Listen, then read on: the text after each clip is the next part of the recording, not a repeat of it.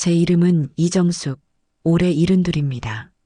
제 인생을 책으로 쓴다면 아마 표지에는 낡고 반질반질한 뚝배기 그릇 하나가 그려져 있을 거예요. 맞아요.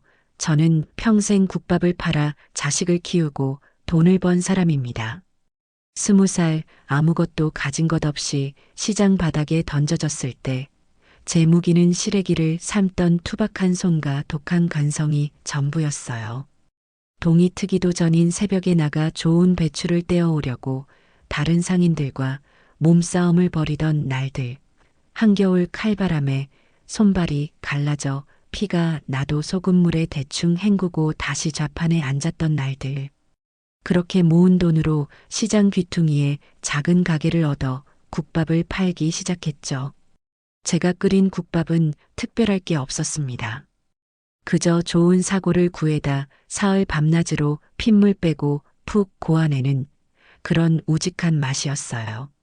하지만 사람들은 그 정직한 맛을 알아주더군요.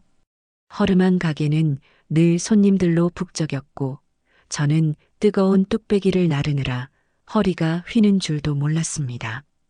그렇게 10년을 꼬박 국밥만 팔아 가게가 붙은 1층을 샀고 또 10년을 더 팔아 2층을 가리고 마침내 3층까지 올렸어요.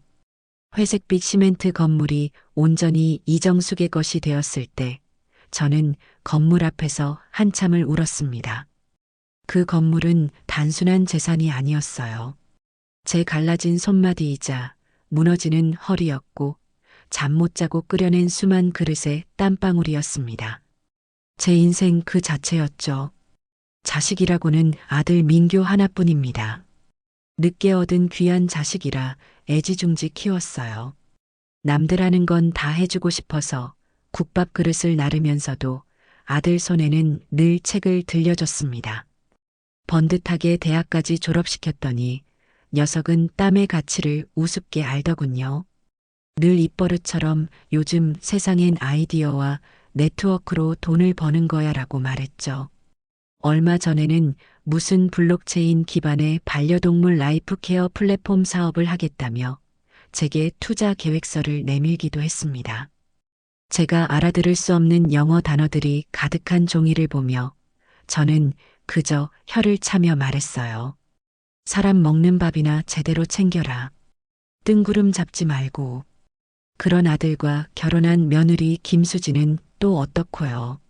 머리부터 발끝까지 명품이 아닌 것이 없었고 SNS에 자기 생활을 전시하는 게 유일한 낙인 아이였어요. 제 건물에 한 번 오면 국밥 냄새가 옷에 밴다며 코를 쥐기 일쑤였죠. 저는 그저 사는 세상이 다르니 그러려니 했습니다. 하나뿐인 아들이 좋다고 데려온 여자니까요. 그저 그들이 제게 손 벌리지 않고 자기들끼리 잘 살아주기만을 바랐습니다. 어리석은 바람이었죠. 사달이 난 그날도 저는 새벽 4시에 일어나 1층 국밥집 주방으로 내려갔습니다. 거대한 솥에 담긴 육수가 잘 우러나고 있는지 확인하고 새로 담글 깍두기 물을 손질하고 있었어요. 그런데 갑자기 눈앞이 빙글 돌면서 세상이 기울어지는 느낌이 들더군요. 어이쿠, 늙으면 어쩔 수 없나 보네. 대수롭지 않게 생각하며 식탁 모서리를 짚었는데 거기까지가 제 마지막 기억이었습니다. 정신을 차렸을 때 제 눈에 들어온 것은 하얗다 못해 시리기까지 한 병원 천장이었어요. 의사는 과로와 영양실조가 겹쳐 쇼크가 온 거라고 했습니다. 평생 제 몸보다 솥 안의 육수를 더 들여다보고 살았으니 어찌 보면 당연한 결과였죠. 제가 입원한 곳은 창가 자리도 아닌 6명이 함께 쓰는 어수선한 다인실의 한가운데였습니다. 사방에서 들려오는 기침 소리와 앓는 소리, 소독약 냄새가 머리를 지끈거리게 만들었어요. 제 옆자리에는 오경자라고 하는 저보다 몇 살 젊어 보이는 부인이 누워 있었습니다. 참 조용한 사람이었어요. 책을 읽거나 창밖을 보거나 가만히 눈을 감고 있는 게 전부였죠. 그 부인에게는 아들이 하나 있었는데 매일같이 찾아와 지극정성으로 어머니를 돌봤습니다. 제 아들 민교와 비슷한 나이로 보였는데 어찌나 살뜰한지 몰라요. 밥 먹기 싫다는 어머니 입에 죽을 떠먹여주고 젖은 수건으로 손발을 꼼꼼히 닦아주고 저녁이면 나직한 목소리로 책을 읽어주곤 했습니다. 그 모습을 볼 때마다 나는 평생 자식 하나를 위해 살았는데 내 아들은 지금 뭘 하고 있을까 하는 서글픈 마음이 드는 건 어쩔 수 없더군요. 물론 그저 스쳐가는 생각일 뿐이었어요. 남의 집 효자가 부럽다고 내 아들이 효자가 되는 건 아니니까요. 그렇게 며칠이 지났을 때 드디어 제 아들 민규와 며느리 수지가 모습을 드러냈습니다. 값비싼 과일 바구니를 들고 나타났지만 그들의 표정에서는 어떤 걱정도 읽을 수 없었어요. 수지는 병실에 들어서자마자 미간을 찌푸리며 호들갑을 떨었습니다. 어머니 세상에, 여기가 어디예요? 냄새나고 시끄러워서 병이 더 깊어지겠어요. 당장 1인실로 옮겨드릴게요. 제가 다 알아봤어요. 시끄럽다. 며칠 있다 나갈 건데 돈 아깝게 뭘 그러니. 저는 손을 내저으며 퉁명스럽게 말했습니다. 저를 위하는 척하는 그 말이 어쩐지 제 심기를 불편하게 만들었거든요. 민규는 제 옆간이 의자에 털썩 주저앉으며 과장된 한숨을 내쉬었습니다. 어머니, 이제 좀 어떠세요? 의사 선생님이 절대 무리하시면 안 된다고 신신당부를 했어요. 국밥집도 이제 그만하셔야죠. 평생 해온 일을 하루아침에 어떻게 그만두란 말이냐. 니들한테 손 안 벌리려면 내가 움직여야지. 제 퉁명스러운 대꾸에 민규의 얼굴에 순간 짜증이 스치는 것을 똑똑히 보았습니다. 녀석은 이내 표정을 바꾸며 부드러운 목소리로 말했어요. 그러니까요. 이제 저희가 다 알아서 할 테니 어머니는 편히 쉬시기만 하면 된다고요. 그때였어요. 민교가 무언가 결심한 듯 가방에서 두툼한 서류 봉투를 꺼낸 것이 불길한 예감이 심장을 쿵 내려앉게 만들었습니다. 어머니, 그래서 말인데 이거요. 아들이 제 눈앞에 펼쳐 보인 것은 부동산 매매 계약서였습니다. 매도일란에 찍힌 제 이름 석자와 인감도장, 그리고 제 인생이 고스란히 담긴 건물의 주소가 선명하게 보였죠. 머릿속이 새하얘지면서 숨이 턱 막혔습니다. 이게 대체 뭐냐? 간신히 쥐어짠 제 목소리는 염소처럼 떨리고 있었습니다. 며느리 수지가 뭐가 문제냐는 듯 아무렇지 않게 입을 열었어요. 어머니, 이제 힘드시잖아요. 계단 오르내리시는 것도 힘겹고. 그래서 저희가 좋은 값에 정리했어요. 마침 사겠다는 사람이 나타나서요. 정리했다고요? 내 젊음과 맞바꾼, 내 뼈를 갈아세운 그 건물을 저것들이 종이 한 장으로 정리했다고요? 저는 믿을 수 없다는 듯 아들의 얼굴을 쳐다봤습니다. 녀석은 제 시선을 피하며 변명을 늘어놓기 시작했어요.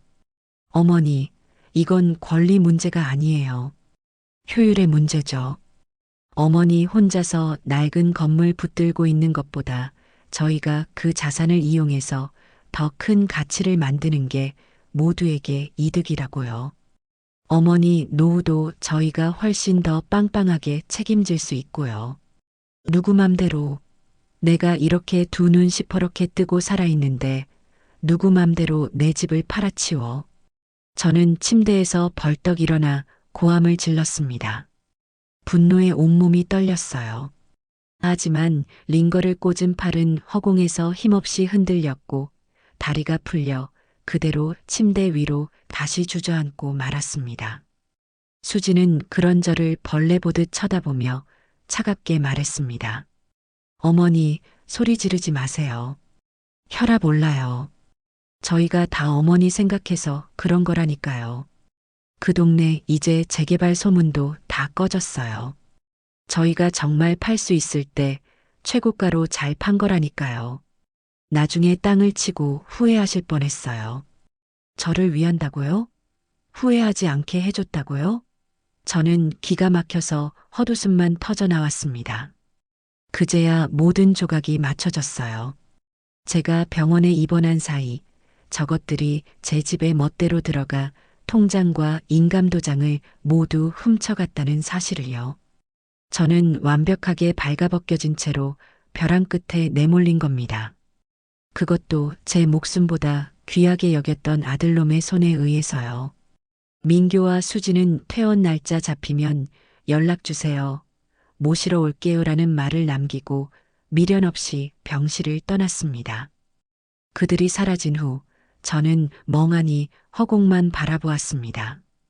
병실의 시계가 째깍거리는 소리, 다른 환자들의 뒤척이는 소리, 복도에서 간호사를 부르는 소리.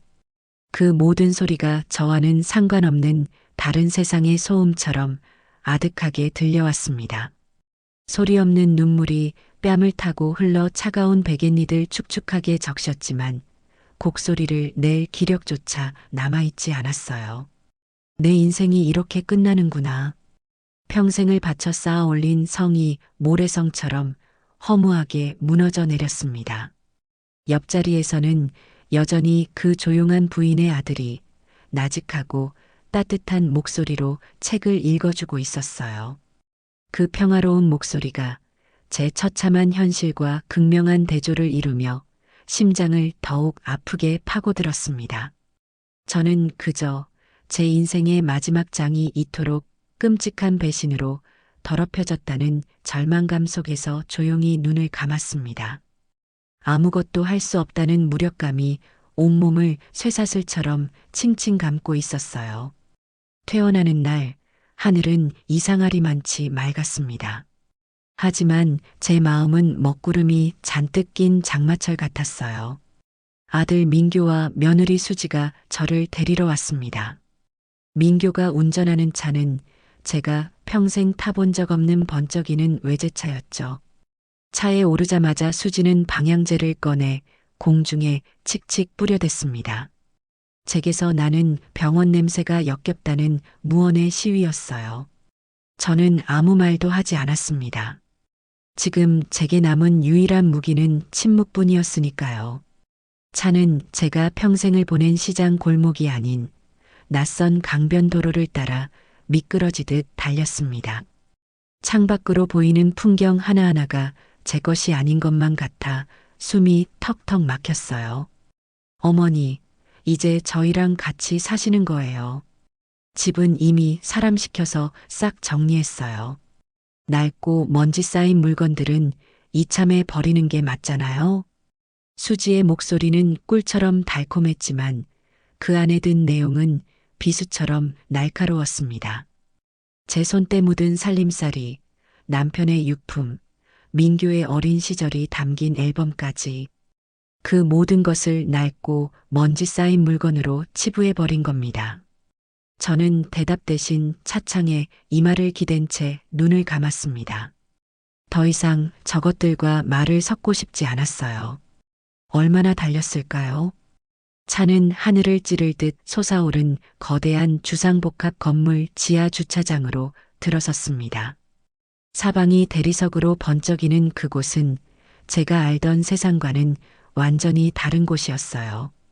엘리베이터는 어찌나 빠른지 귀가 다 먹먹할 지경이었죠. 띵하는 소리와 함께 문이 열리자 눈앞에 펼쳐진 광경에 저는 잠시 숨을 멈췄습니다. 광활하다는 말이 어울릴 정도로 넓은 거실 한쪽 벽면을 가득 채운 통유리창 너머로 도시의 전경이 그림처럼 펼쳐져 있었어요.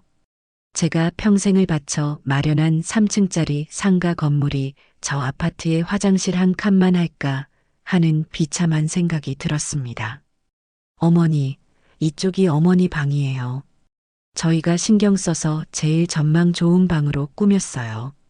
수지가 저를 안내한 방은 제가 살던 안방보다 2배는 넓었습니다. 푹신한 최고급 침대와 근사한 가구들이 보기 좋게 놓여 있었죠. 하지만 그 방에는 제 것이라고는 아무것도 없었습니다. 제 냄새, 제 흔적, 제 세월이 완벽하게 지워진, 그저 잘 꾸며진 호텔방 같았어요. 저는 침대맡에 놓인 작은 협탁을 손으로 쓸어보았습니다. 제가 시집올 때 해온 자개장이 놓여있던 바로 그 자리였죠. 그 위에는 제 남편과 찍은 흑백 사진이 항상 놓여 있었는데, 이제는 차가운 대리석 감촉만이 손끝에 닿을 뿐이었습니다. 어머니 짐은 저희가 보기엔 다 버려야 할 것들 뿐이라서요. 그냥 필요한 옷까지만 몇 개 가져왔어요. 나머지는 저희가 새로 다 사드릴게요. 민교가 옷장 문을 열며 말했습니다. 옷장 안에는 제 몸에 맞지도 않는 화려하고 어색한 옷 몇 벌이 낯설게 걸려 있었어요. 제 평생을 함께한 몸빼 바지와 낡은 스웨터는 버려야 할 것이 되어 사라진 후였습니다. 저는 그 자리에 한참을 서 있었습니다. 마치 제 영혼이 담겨 있던 집을 잃고 이제는 제 몸뚱이마저 저들의 인형처럼 전시된 기분이었어요. 그날 이후 저의 삶은 포로와 다를 바 없었습니다. 아침에 눈을 뜨면 가사도우미가 차려주는 제 입맛에는 맞지도 않는 샐러드와 빵을 억지로 삼켜야 했어요. 낮에는 소파에 앉아 멍하니 텔레비전을 보는 것이 하루 일과의 전부였죠. 수지는 제게 신용카드 한 장을 쥐어주며 필요한 것 사시라고 했지만 그 카드는 제게 족쇄나 다름없었습니다. 카드를 긁으면 즉시 수지의 핸드폰으로 사용 내역 문자가 날아갔거든요. 제 모든 움직임은 그렇게 감시당하고 있었습니다. 어머니, 어디 가세요? 바람 좀 쐬러 나간다. 제가 모시고 나갈게요. 혼자 다니시면 위험해요. 제가 현관문 쪽으로 향할 때마다 수지는 귀신같이 나타나 제 앞을 막아섰습니다. 위험하다는 말은 핑계일 뿐 제가 밖으로 나가 다른 사람과 접촉하는 것을 막으려는 속셈이라는 걸 모를 리 없었죠. 저는 결국 하루 종일 그 화려한 감옥 안에서 유령처럼 떠돌아야만 했습니다. 제 유일한 말벗은 창밖을 떠다니는 구름뿐이었어요. 그러던 어느 날 밤이었습니다. 목이 말라 물을 마시러 거실로 나갔는데 서재에서 아들 내외의 목소리가 새어나오고 있었어요. 문이 살짝 열려 있었죠. 저는 저도 모르게 문틈으로 귀를 가져다 댔습니다. 그러니까 진작에 네가 주식만 안 했어도 이 지경까지는 안 왔잖아. 그 돈이 어떤 돈인데? 수지의 날카로운 목소리가 들렸습니다. 시끄러워. 누가 알았냐고. 전문가들이 다 오른다고 했는데. 그리고 뭐, 네가 산 그 명품 가방들은 다 하늘에서 떨어졌어? 민교가 지지 않고 맞받아쳤습니다. 저는 숨을 죽였습니다. 주식이라니요. 그게 무슨 소리일까요? 그거랑 이거랑 같아? 나는 기껏해야 몇 천만 원이지만 너는 몇 억을 날렸잖아. 사채까지 썼다며. 그거 막느라 어머니 건물까지 판 거 아니야. 그래서 다 막았잖아. 그리고 남은 돈으로 이제 제대로 된 사업 시작할 거니까 두고 보라고. 저는 제 귀를 의심했습니다. 아들놈이 주식 투자로 거액의 빚을 졌고 심지어 사채까지 썼다고요? 그리고 그 빚을 갚기 위해 제 건물을 팔아치운 거였습니다. 제 평생이 아들놈의 도박 빚을 갚는데 고스란히 쓰인 겁니다. 온몸의 피가 차갑게 식는 것 같았어요. 사업은 무슨 사업? 또 뜬구름 잡는 소리 하겠지. 이번엔 진짜야. IT 기반 프리미엄 공유 오피스라고. 요즘 뜨는 사업 모델이라고. 강남의 제일 좋은 빌딩에다 낼 거야. 인테리어도 최고급으로 하고. 우리 이제 국밥집 아들, 며느리 아니고 강남 빌딩주 되는 거라고. 그게 잘 될지는 두고 봐야지. 아무튼 어머니는 어떻게 할 거야? 계속 저렇게 모시고 살 순 없잖아. 좀 더 지켜보다가 요양원 알아봐야지. 치매 초기 증상도 좀 있으신 것 같다고 하면 받아줄 거야. 우리가 매달 생활비 드리는 것보다 그게 더 싸게 먹혀. 저는 더 이상 듣고 있을 수가 없었습니다. 제 심장이 발끝으로 곤두박질 치는 것 같았어요. 저것들은 저를 요양원에 버릴 계획까지 세우고 있었던 겁니다. 저는 비틀거리며 제 방으로 돌아왔습니다. 차가운 방바닥에 주저앉아 소리 없이 울었어요. 분노와 배신감, 그리고 지독한 슬픔이 온몸을 갈기갈기 찢는 것 같았습니다. 국밥을 팔아번 돈으로 아들을 대학에 보냈을 때 저는 세상을 다 가진 것처럼 행복했습니다. 아들이 처음으로 월급을 타와서 내복을 사왔을 때 저는 그 내복을 끌어안고 밤새 울었죠. 제 인생의 모든 기쁨은 아들과 연결되어 있었습니다. 그런데 그 아들이 제 등에 칼을 꽂고도 모자라 이제는 저를 내다버릴 궁리까지 하고 있었던 겁니다. 그 순간 문득 머릿속을 스치는 것이 있었습니다. 병원에서 퇴원하던 날 옆자리 환자였던 오경자 씨가 제 손을 잡으며 건네주었던 작은 쪽지였어요. 답답할 때 전화라도 해요. 말동무는 해줄 수 있으니까.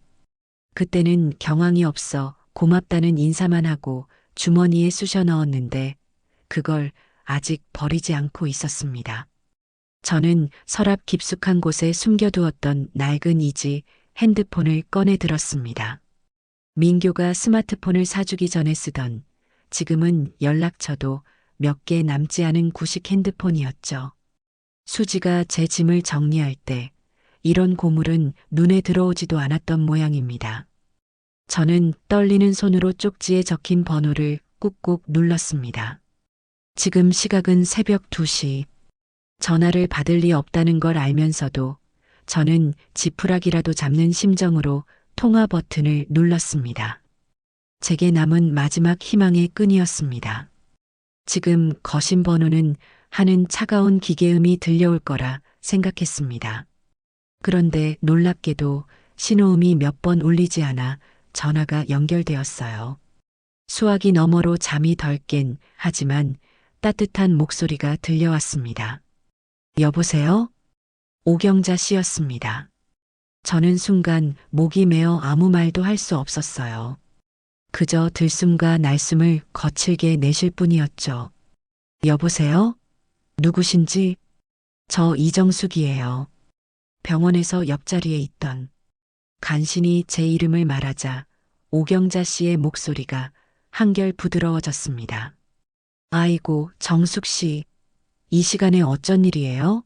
무슨 일 있어요?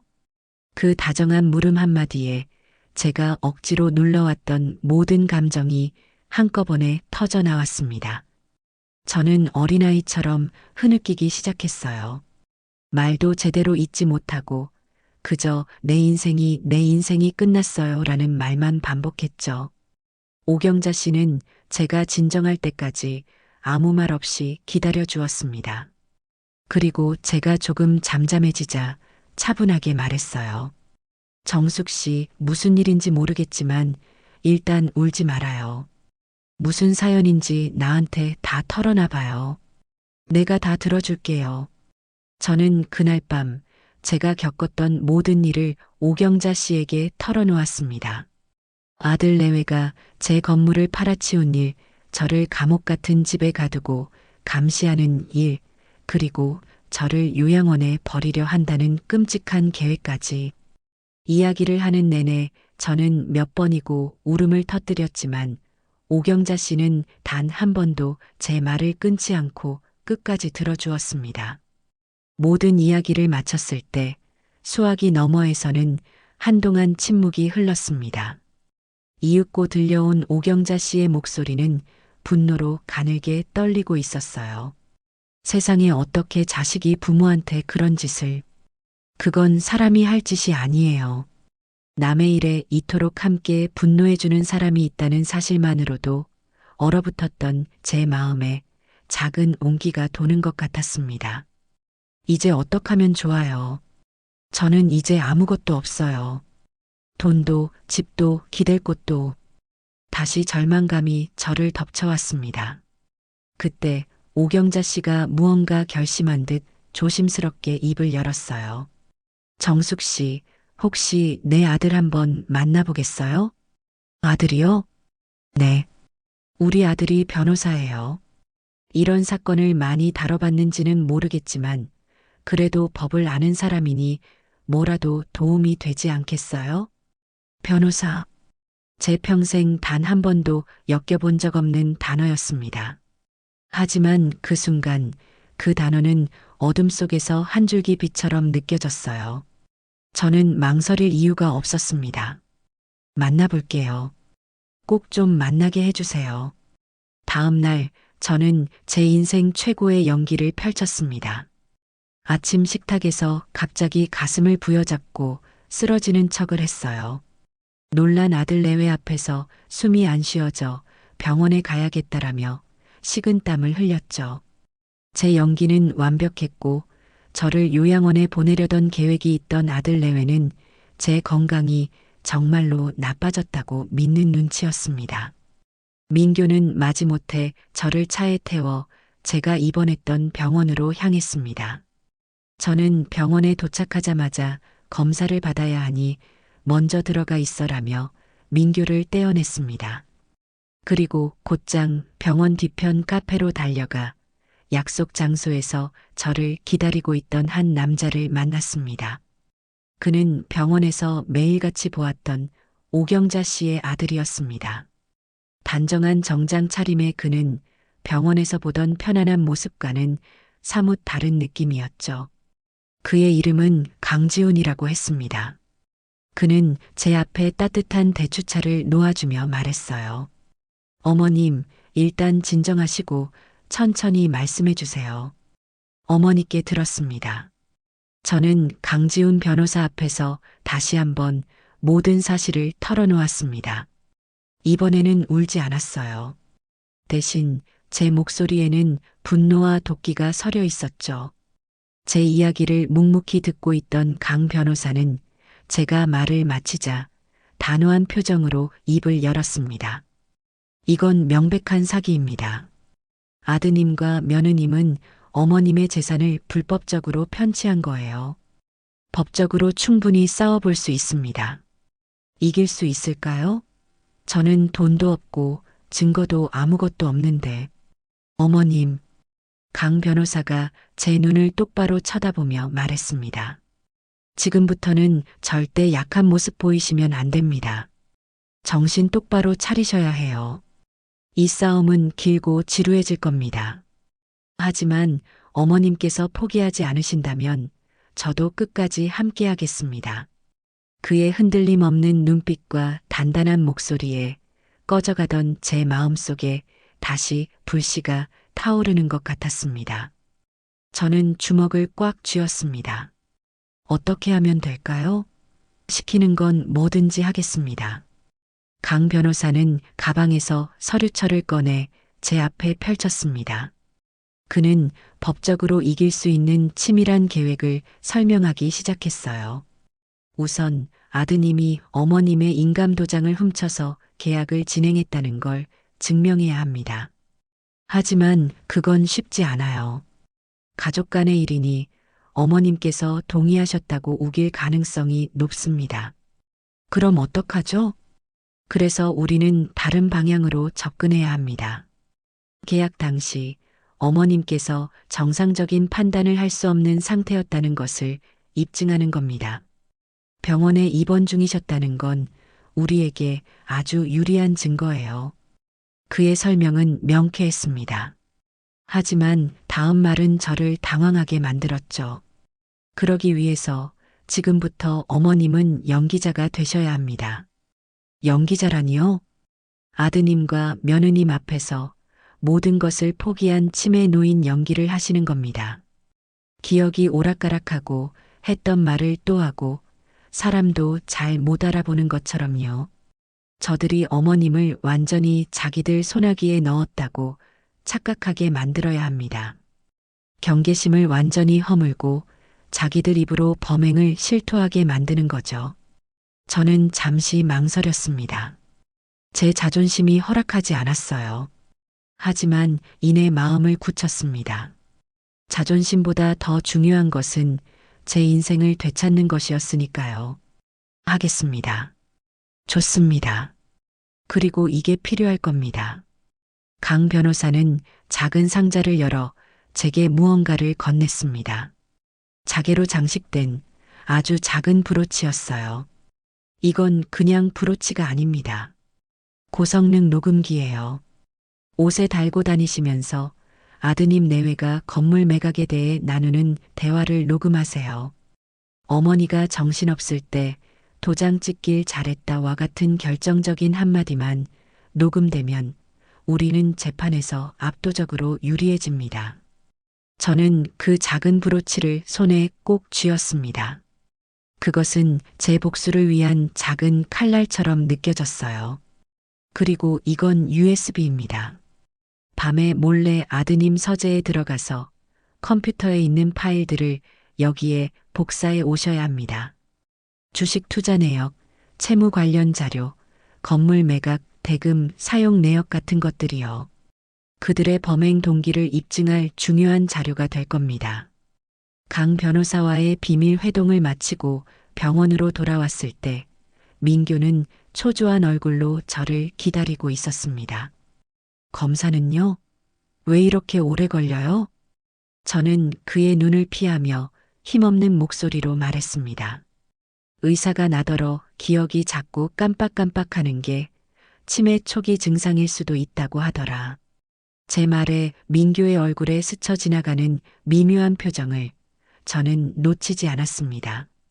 그것은 걱정이 아닌 안도와 희열에 가까운 표정이었어요. 이제 어머니를 요양원에 보내기가 더 쉬워지겠구나 하고 생각하는 것이겠죠. 저는 속으로 칼을 갈며 다짐했습니다. 그래, 마음껏 비웃어라. 너희가 나를 가장 하찮게 여길 때 나는 너희의 숨통을 끊어놓을 것이다. 저는 민규의 부축을 받으며 차에 올랐습니다. 다시 그 지옥 같은 감옥으로 돌아가는 길이었지만 이제는 더 이상 두렵지 않았습니다. 저는 더 이상 무력한 피해자가 아니었어요. 복수의 칼을 품은 냉혹한 스파이였으니까요. 그날 이후 저는 제 안에 숨어있던 또 다른 나를 발견했습니다.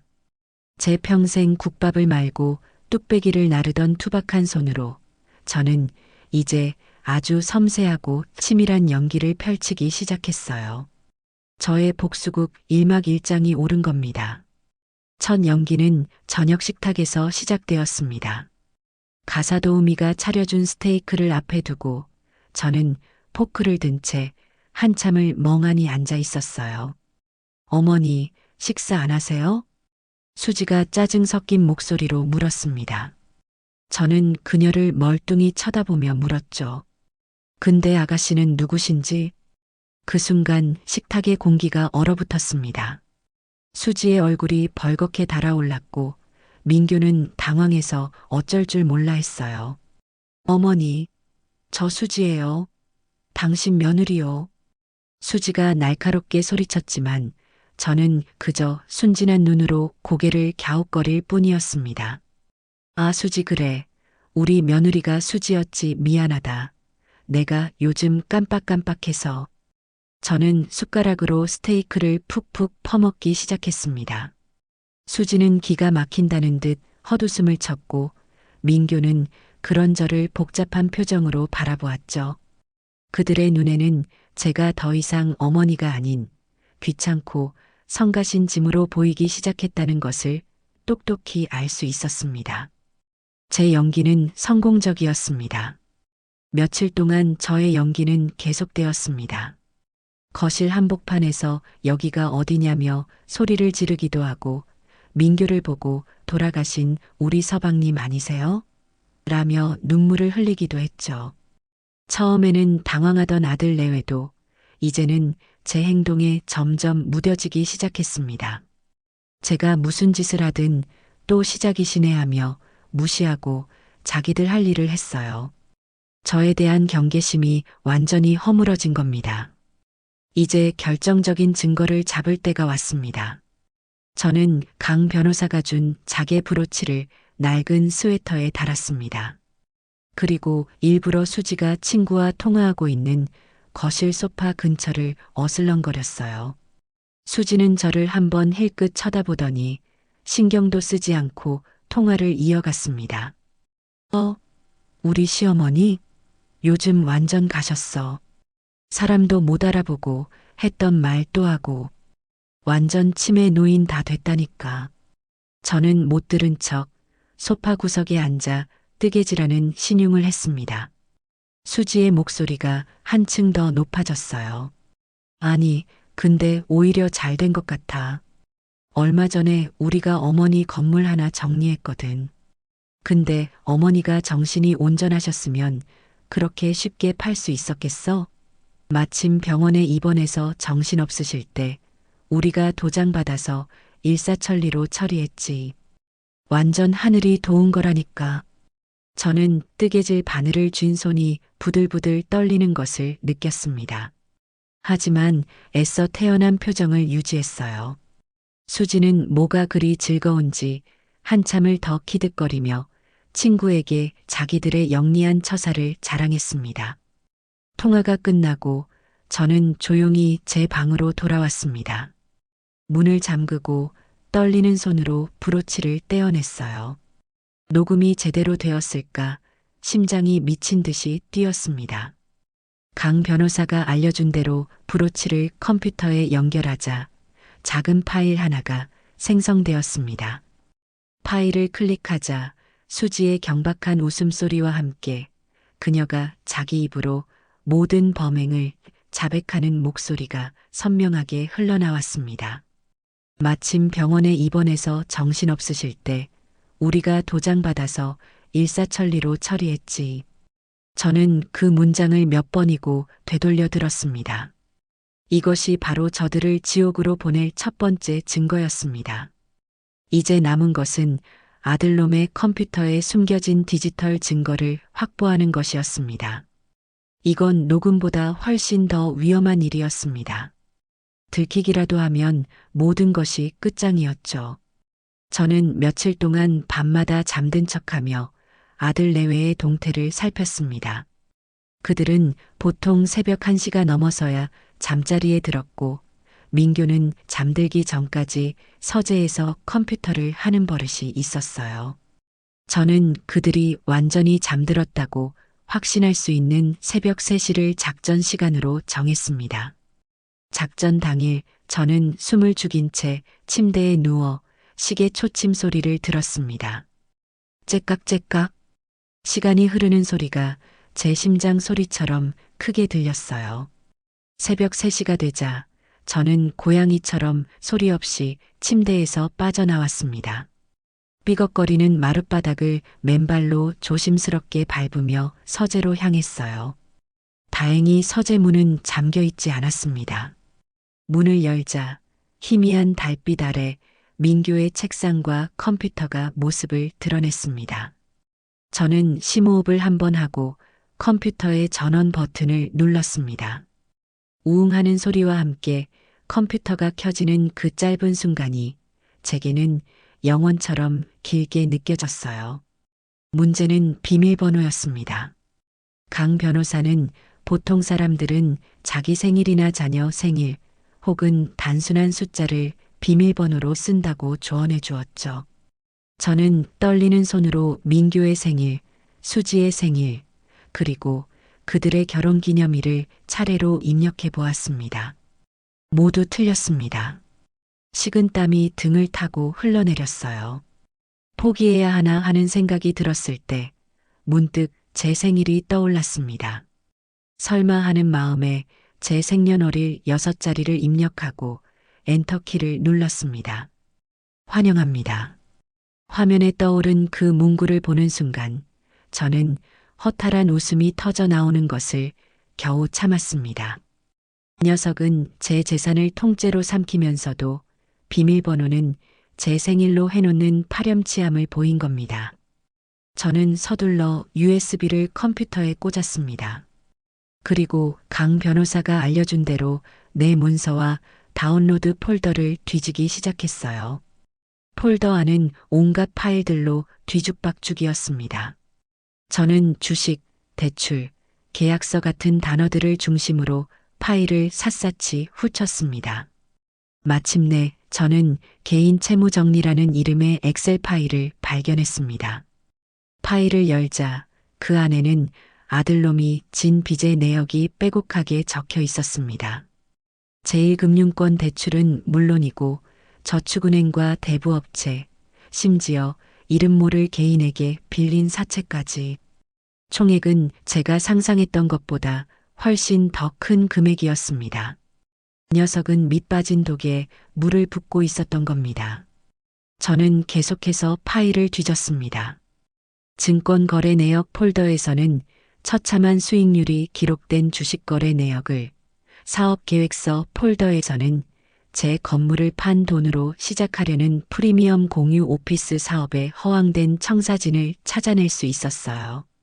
그리고 마침내 상가 건물 매매 관련 폴더에서 결정적인 증거들을 발견했습니다. 제 건물 매매 계약서, 원본 파일, 매각 대금이 입금된 통장 내역, 그리고 그 돈이 아들의 빚을 갚고 새로운 사업 투자금으로 빠져나간 흐름까지 모든 것이 그 안에 있었습니다. 저는 필요한 파일들을 모두 USB로 옮겨 담았습니다. 복사가 완료되고 USB를 컴퓨터에서 뽑는 순간 등 뒤에서 희미한 소리가 들렸습니다. 어머니, 잠이 깬 민규의 목소리였습니다. 심장이 멎는 것 같았어요. 저는 그대로 얼어붙었습니다. 하지만 이내 정신을 차리고 제게 남은 유일한 무기인 연기를 시작했습니다. 저는 천천히 뒤를 돌아보며 멍한 표정으로 말했어요. 여보, 당신이었구려. 왜 이렇게 늦게 왔어요? 내가 얼마나 기다렸는데. 저는 민규를 향해 팔을 벌리며 죽은 남편을 만난 것처럼 눈물을 흘렸습니다. 제 정신 나간 연기에 민규는 질렸다는 표정을 짓더군요. 어머니, 저 민규예요. 정신 좀 차리세요. 여기서 뭐 하시는 거예요? 아니야, 당신 내 서방님 맞잖아. 나 데리러 온 거지? 저는 민규에게 다가가려다 일부러 발을 헛디뎌 넘어졌습니다. 민규는 한숨을 쉬며 저를 부축해 방으로 데려다 주었어요. 저를 침대에 눕히며 민규가 중얼거리는 소리를 똑똑히 들었습니다. 정말 안 되겠네. 빨리 병원 알아봐야지. 저는 이불 속에서 USB를 꽉 쥔 채 승리의 미소를 지었습니다. 너희가 나를 요양원에 보낼 준비를 하는 동안 나는 너희를 감옥에 보낼 준비를 하고 있단다. 나의 어리석고 가여운 아들아. 이제 복수의 무기는 모두 제 손에 들어왔습니다. 남은 것은 이 칼을 언제, 어떻게 휘두를 것인가 하는 문제뿐이었어요. 다음 날 아침 저는 다시 한번 병원에 가야겠다며 소동을 피웠습니다. 이번에는 머릿속에서 벌레가 기어다니는 것 같다는 누가 들어도 정신 나간 사람의 소리를 해댔죠. 수지는 질색하며 고개를 저었고 민규는 마지못해 저를 데리고 나섰습니다. 저는 차 안에서 일부러 횡설수설하며 아들의 인내심을 시험했어요. 그렇게 도착한 병원에서 민규를 따돌리고 강지훈 변호사를 만나는 것은 이제 식은 죽 먹기보다 쉬운 일이었습니다. 카페의 가장 구석진 자리에 앉아 저는 품속에 깊이 숨겨두었던 자개 브로치와 USB를 꺼내 강 변호사에게 건넸습니다. 제 손은 긴장으로 미세하게 떨리고 있었어요. 강 변호사는 아무 말 없이 그것들을 받아들고 노트북에 연결했습니다. 먼저 녹음 파일을 재생하자 카페의 소음 속에서도 수지의 경박한 목소리가 또렷하게 흘러나왔습니다. 마침 병원에 입원해서 정신없으실 때 우리가 도장받아서 일사천리로 처리했지. 완전 하늘이 도운 거라니까. 강 변호사는 그 부분을 몇 번이고 반복해서 듣더니 만족스러운 미소를 지으며 고개를 끄덕였습니다. 이 정도면 완벽합니다, 어머님. 자기 입으로 정신없을 때 도장을 받았다고 실토했으니 계약의 정당성을 다투는데 아주 중요한 증거가 될 거예요. 그의 말에 저는 안도의 한숨을 내쉬었습니다. 다음은 USB였습니다. 강 변호사가 파일을 하나씩 열어볼 때마다 그의 표정은 점점 더 굳어갔습니다. 아들의 처참한 주식 거래 내역, 사채업자들과의 대화 기록, 그리고 제 건물 매각 대금이 빚을 갚는데 사용된 명세까지 모든 것이 적나라하게 드러나자 그는 깊은 한숨을 내쉬었습니다. 이건 정말 악질적이군요. 어머님의 평생을 자기 도박빚 갚는 데 쓴 거나 마찬가지예요. 그러니 사람이 아니지요. 저는 찻잔을 든 손에 힘을 주었습니다. 찻잔의 온기가 제 분노를 조금이나마 녹여주는 것 같았어요. 이제 어떻게 하면 될까요? 당장 저것들을 고소할 수 있나요? 물론 가능합니다.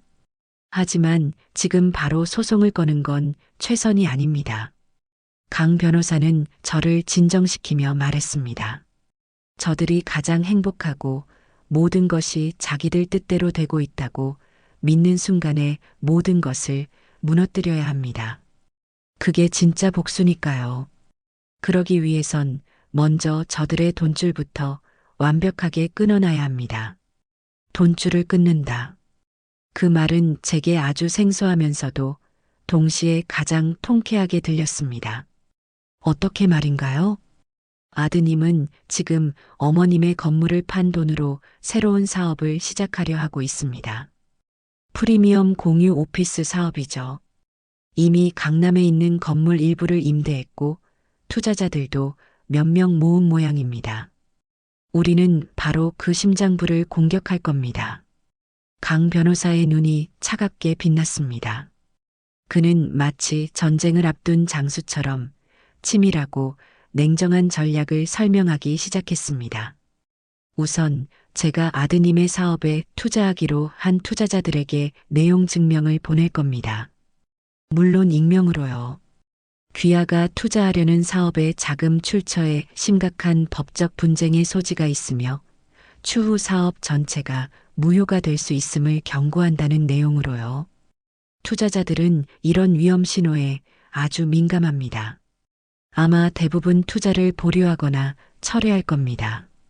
그것만으로 저놈의 사업을 막을 수 있을까요? 물론 아니죠. 이건 시작에 불과합니다. 두 번째 공격이 진짜입니다. 그는 USB에 담긴 아들의 채무 목록과 건물 매각 대금 사용 내역을 가리켰습니다. 이 자료들을 근거로 국세청에 민원을 넣을 겁니다.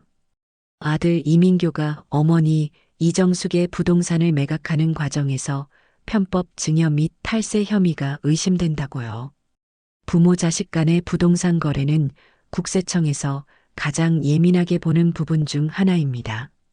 민원이 접수되면 아드님의 모든 금융 계좌는 즉시 동결되고 강도 높은 세무조사가 시작될 겁니다. 국세청? 세무조사? 제가 평생 성실하게 세금을 내며 살아오면서도 이름만 들어도 괜히 등골이 서늘해지는 곳이었습니다. 그런 무시무시한 칼날이 제 아들을 향하게 된다니 마음 한구석이 아려오는 것은 어쩔 수 없었어요. 하지만 이내 저는 고개를 저었습니다. 저를 나락으로 밀어넣은 아들에게 더 이상 자비를 베풀 이유는 없었습니다. 그렇게 해주세요. 저놈이 제 돈으로 버리려는 모든 것들을 깡그리 망하게 해주세요. 알겠습니다, 어머님. 이제 다시 그 집으로 돌아가셔서 하시던 연기를 계속해 주시면 됩니다. 아마 곧 집안에 폭풍이 몰아칠 겁니다. 그때도 어머님은 그저 아무것도 모르는 정신 나간 노모이셔야만 합니다. 아시겠지요? 알겠습니다. 저는 비장한 각오로 자리에서 일어났습니다. 이제 주사위는 던져졌습니다.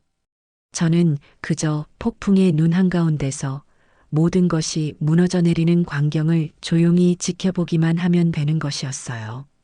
집으로 돌아온 며칠 뒤 첫 번째 폭풍이 몰아치기 시작했습니다.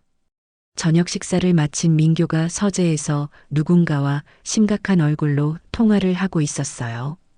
저는 일부러 물을 마시는 척하며 서재 근처를 어슬렁거렸습니다. 네, 대표님, 그게 무슨 말씀이세요? 갑자기 투자를 보류하시겠다니요. 계약서에 도장까지 다 찍어놓고.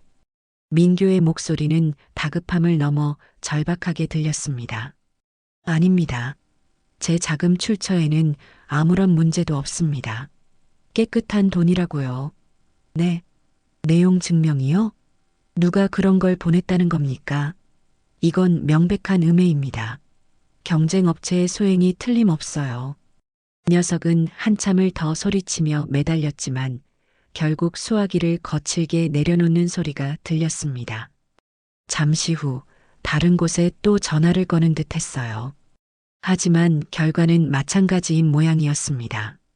민교의 고함 소리는 점점 더 커졌고 나중에는 서류를 집어 던지는 소리까지 들려왔습니다. 저는 조용히 제 방으로 돌아와 희미한 미소를 지었습니다. 강 변호사의 첫 번째 공격이 제대로 먹혀든 겁니다. 그날 밤 집안의 공기는 살얼음판처럼 차가웠습니다. 민교와 수지는 소파 양끝에 앉아 서로를 노려보고 있었어요. 먼저 침묵을 깬 것은 수지였습니다. 어떻게 된 거야? 투자자들이 다 빠져나가면 우리 사업은 어떡하라고. 나도 몰라. 어떤 놈이 이상한 내용 증명을 보내서 일이 이렇게 된 거라고. 어떤 놈인데? 당신 혹시 원한 산 사람이라도 있어? 아니면 또 어디서 사고 친 거 아니야? 닥쳐. 내가 뭘 안다고 그래.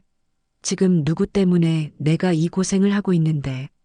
그들의 싸움은 꼬리에 꼬리를 물고 이어졌습니다. 과거의 잘못들이 들춰지고 서로를 향한 비난과 원망이 독처럼 쏟아져 나왔죠. 저는 그들 근처를 어슬렁거리며 일부러 아이고 머리야. 왜들 이렇게 시끄럽게 싸우니? 국밥이나 한 그릇씩 말아줄까? 하며 동문서답을 했습니다. 저의 정신 나간 행동은 그들의 분노에 기름을 붓는 격이었습니다. 어머니, 좀 가만히 계세요. 지금 국밥이 문제예요?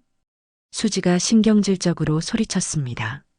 저는 상처받은 표정으로 제 방으로 돌아왔어요. 그리고 문틈으로 그들의 싸움을 계속 지켜보았죠. 돈이라는 단단한 접착제가 떨어져 나가자 그들의 관계는 너무나도 쉽게 부서지고 있었습니다. 그리고 며칠 뒤 두 번째 폭풍, 진짜 태풍이 상륙했습니다. 아침부터 민교의 핸드폰이 불이 나도록 울려댔습니다. 은행, 카드사, 그리고 세무서에서 온 전화였어요. 네, 제 모든 계좌가 동결됐다니요? 그게 무슨 말씀입니까? 세무조사요? 제가 왜요? 민교의 얼굴은 하얗게 질려 있었습니다. 그는 소파에 주저앉아 넋나간 사람처럼 중얼거렸어요. 말도 안 돼. 왜 나한테 이런 일이? 수지는 상황 파악이 되지 않는 듯 민교의 어깨를 흔들며 물었습니다. 여보, 어떻게 된 거야? 계좌가 동결됐다니? 그럼 우리 카드도 못 써? 몰라, 나도 모르겠다고. 국세청에서 세무조사를 나왔대. 어머니 건물 판 거, 탈세 혐의가 의심된다고. 그 말을 듣는 순간 수지의 얼굴 역시 잿빛으로 변했습니다. 국세청이라는 세 글자가 주는 위압감은 상상 이상이었죠. 그들은 이제 한 푼의 돈도 마음대로 쓸 수 없는 신세가 된 겁니다.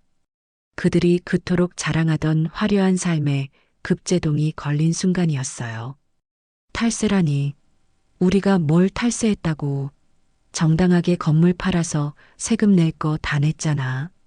수지가 악을 썼지만 이미 엎질러진 물이었습니다. 아니야, 부모 자식 간의 거래는 원래 복잡하대. 증여세를 피하려고 일부러 매매 형식으로 꾸민 걸로 의심받을 수 있다고. 누가 우리를 찌른 거지? 민교는 머리를 감싸쥐고 괴로워했습니다. 저는 그 모습을 보며 속으로 생각했어요. 바로 네 어미다, 이놈아. 저는 일부러 그들 옆으로 다가가 민규의 등을 토닥이며 말했습니다. 민규야 괜찮다. 돈 없으면 어떠니? 엄마랑 같이 국밥 팔면 되지. 엄마 국밥 맛은 아직 안 죽었어. 제 말에 민규는 저를 뿌리치며 괴성을 질렀습니다. 아, 좀 저리 가시라고요. 다 어머니 때문이야. 그놈의 국밥. 녀석은 자신의 실패를 제 탓으로 돌리고 있었습니다. 저는 상처받은 노모의 얼굴을 한 채 조용히 방으로 물러났습니다. 문을 닫는 순간 제 입가에는 차가운 미소가 걸려 있었죠. 이제 저들은 완벽하게 고립되었습니다. 돈줄이 막히고 사업은 엎어지고 서로를 향한 불신은 극에 달했죠. 이제 마지막 미끼를 던져 저놈의 숨통을 완전히 끊어놓을 시간만이 남아 있었습니다.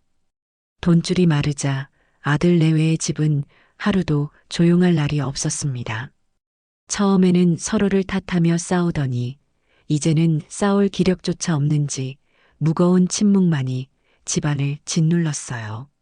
수지는 매일같이 방에 틀어박혀 나오지 않았고 민규는 술에 취해 밤늦게 들어오는 날이 잦아졌습니다. 그들이 그토록 자랑하던 화려한 성은 이제 금이 가고 무너져 내리는 폐허나 다름없었죠.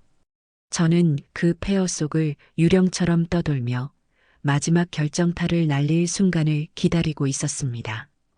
기회는 생각보다 빨리 찾아왔습니다. 그날은 민규가 며칠 만에 맨정신으로 집에 들어온 날이었어요. 녀석의 얼굴은 며칠 사이 수십 년은 늙어버린 것처럼 초췌했습니다. 소파에 주저앉아 마른 세수를 하던 민규는 거실을 어슬렁거리던 저를 발견하고는 지푸라기라도 잡는 심정으로 제게 매달렸습니다. 어머니, 저 좀 살려주세요. 제가 정말 잘못했어요. 갑작스러운 아들의 눈물에 저는 잠시 당황했지만 이내 치매 노인의 가면을 다시 썼습니다. 저는 민규의 얼굴을 한참 들여다보더니 그의 뺨을 쓰다듬으며 말했어요. 아이고, 우리 아들. 왜 이렇게 얼굴이 상했니? 어디 아픈 게냐? 어머니, 제가 다 망하게 생겼어요. 투자도 다 끊기고 세무조사 때문에 돈도 다 묶이고 이러다 길바닥에 나앉게 생겼다고요. 녀석은 제 바짓가랑이를 붙잡고 어린아이처럼 울었습니다. 저는 속으로 이제 와서 후회하면 뭐하니 하고 비웃으며 그의 등을 토닥여 주었죠. 그리고 강지훈 변호사가 일러준 대로 마지막 미끼를 던지기 시작했습니다. 돈이 문제구나. 내가 돈이 어디 있더라. 저는 일부러 기억이 나지 않는다는 듯 허공을 보며 한참을 중얼거렸습니다. 민규는 그런 제 모습을 초조하게 지켜보고 있었죠. 한참 만에 저는 무언가 생각났다는 듯이 손뼉을 탁 쳤습니다. 아, 맞다. 땅. 나한테 땅이 있었지. 땅이요? 어머니, 그게 무슨 말씀이세요? 민규의 눈이 번쩍 뜨였습니다. 저는 녀석의 귓가에 비밀 이야기를 하듯 목소리를 낮춰 속삭였습니다. 네 아버지 돌아가시기 전에 나 몰래 사둔 땅이 있어. 경기도 어디라고 했는데 거기가 곧 신도시로 개발된다고 하더라. 내가 그 땅 문서를 어디다 뒀더라. 물론 전부 거짓말이었습니다. 제게는 국밥집이 딸린 상가 건물 외에는 흙 한 줌의 재산도 없었어요. 하지만 벼랑 끝에 몰린 민규에게 제 거짓말은 하늘에서 내려온 동아줄처럼 들렸을 겁니다. 어머니, 그게 정말이에요? 땅 문서가 어디 있는데요? 빨리 찾아보세요. 녀석은 당장이라도 제 방을 뒤질 기세였습니다. 저는 그런 민규를 만류하며 가장 중요한 조건을 내걸었습니다. 근데 민규야, 내가 그걸 너한테 그냥 줄 수는 없지. 어머니, 제가 다 잘못했어요. 다시는 어머니 속 안 썩일게요. 그 땅만 져주시면 제가 정말 평생 효도하면서 살게요. 네. 아니, 그런 약속 말고. 내가 요즘 정신이 오락가락해서 말이다. 나중에 딴소리 하지 못하게 확실하게 해둬야겠다. 저는 민규의 눈을 똑바로 보며 말했습니다. 네가 이번에 한 짓들, 엄마 건물 팔아서 네 빚 갚고 사업하려고 했던 거, 그거 전부 다 네가 혼자 한 짓이라고. 엄마는 아무것도 몰랐다고. 종이에 똑똑히 써서 도장을 찍어 오너라. 그리고 다시는 엄마 재산에 손대지 않겠다고 각서도 쓰고. 그러면 내가 그 땅 문서를 어디에 뒀는지 가르쳐 주마. 제 제안을 들은 민규는 잠시 망설이는 듯 했습니다. 아무리 어리석은 놈이라도 자신의 죄를 스스로 인정하는 문서를 쓰는 것이 얼마나 위험한 일인지는 알고 있었겠죠. 하지만 경기도 신도시 개발 예정지라는 거대한 미끼 앞에서 그의 이성은 쉽게 마비되었습니다. 그거 꼭 써야 해요? 그럼 그거 안 써오면 국물도 없어. 내가 죽으면 죽었지. 그 땅이 어디 있는지 절대 말 안 할란다. 저는 단호하게 말하며 돌아섰습니다. 제 단호한 태도에 민규는 결국 무릎을 꿇었습니다. 알았어요, 어머니. 쓸게요. 쓰면 되잖아요. 대신 약속하셔야 해요. 그거 쓰면 땅 문서 바로 주시는 거예요.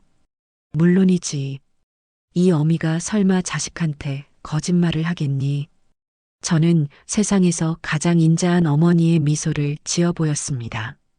녀석은 제 미소 뒤에 숨겨진 차가운 칼날을 전혀 눈치채지 못했죠. 다음 날 저는 민규를 데리고 강지훈 변호사의 사무실로 향했습니다. 물론 민규에게는 내가 아는 법무사 사무실이라고 둘러댔죠. 낯선 장소에 불안해하는 민규에게 저는 땅을 넘겨주려면 서류 절차가 복잡해서 그런다며 안심시켰습니다. 사무실 안에는 강 변호사가 미리 준비해둔 서류 한 장이 놓여 있었습니다. 서류의 제목은 사실 확인서였습니다. 강 변호사는 일부러 어수룩한 동네 법무사처럼 행세하며 민규에게 서류를 내밀었습니다. 자, 아드님. 여기 어머님께서 말씀하신 내용들을 제가 정리해 봤습니다. 별 내용은 아니고 이번에 상가 건물 매매하는 과정에서 있었던 일들을 시간 순서대로 정리한 겁니다. 이 내용이 모두 사실이라는 걸 확인하는 의미에서 아래에 서명하고 도장을 찍어주시면 됩니다. 민규는 의심스러운 눈초리로 서류를 훑어보았습니다.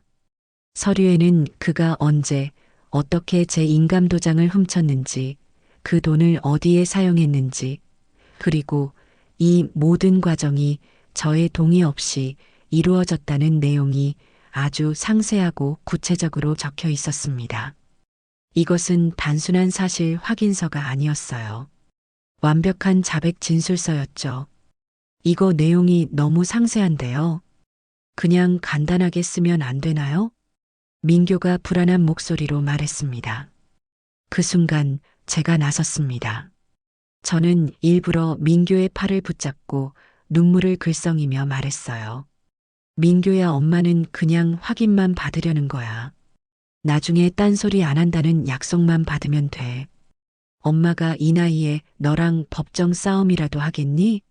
그냥 이거 하나만 써주면 엄마가 가진 거 다 너한테 주고 조용히 시골 내려가서 살란다. 제 눈물 연기에 강 변호사도 옆에서 거들었습니다. 아드님, 너무 복잡하게 생각하실 것 없습니다. 이건 그냥 어머님 마음 편하시라고 형식적으로 작성하는 겁니다. 법적인 효력 같은 건 크게 없어요. 땅이라는 거대한 욕망, 저의 눈물 연기, 그리고 변호사의 교묘한 거짓말. 삼박자가 완벽하게 맞아떨어지자 민규의 마지막 이성의 끈이 끊어지고 말았습니다. 알겠습니다. 찍을게요. 녀석은 결국 자신의 이름 옆에 스스로 서명하고 인감도장을 찍었습니다. 그 모습을 지켜보는 제 심장은 차갑게 뛰고 있었어요.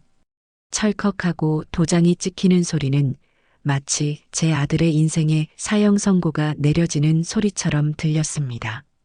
모든 절차를 마치고 사무실을 나오자 민교는 당장이라도 땅 문서를 내놓으라는 듯 저를 보챘습니다. 어머니, 이제 약속대로 땅 문서 어디 있는지 가르쳐 주세요. 저는 그런 민교를 보며 아주 천천히 입을 열었습니다. 땅 문서? 저는 정말 아무것도 기억나지 않는다는 표정으로 고개를 갸웃거렸습니다. 무슨 땅 문서 말이냐? 내가 언제 너한테 땅 문서를 준다고 했니? 어머니, 방금 사무실 들어가기 전까지도 말씀하셨잖아요. 경기도 신도시에 땅 있다고요. 민교의 얼굴이 하얗게 질리기 시작했습니다. 저는 그런 아들의 얼굴을 가만히 들여다보며 제 인생 마지막 연기를 펼쳤습니다. 아이고, 민교야 미안하다. 엄마가 요즘 정신이 없어서 헛것이 보이나 보다. 꿈에서 본 얘기를 너한테 했나 보구나. 땅이라니, 이 어미한테 무슨 땅이 있겠니?